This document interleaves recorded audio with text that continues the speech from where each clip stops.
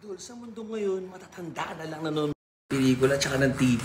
Ano na tayo ngayon, Idol? Social media na. Tama nga kayo, kaya ito, kontrolado namin yung business namin. Curious kayo sa mga business endeavors ko? Mag-save kayo sa bangko. Mag-invest kayo sa time deposit, sa dollar, sa Japanese yen, ano pa, sa lupa, pa-rent nyo, ganyan. And then, mamili kayo ng trabaho or work from home. Gumawa kayo ng kanta, kung may talent kayo, gumawa kayo ng vlogs. Yung ginagawa namin ni Mrs.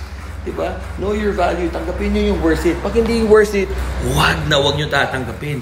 Dahil forever nang ganun ang value na tingin nila sa'yo.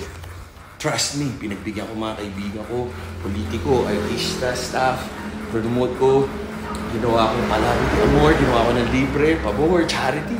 Walang bumalik. Pero just stay true, be you, be a good person, at si Lord na bahala sa'yo. Tama kayo, mali ako, I'm not your doctor. Do what works for you. Happy, healthy guys. God bless.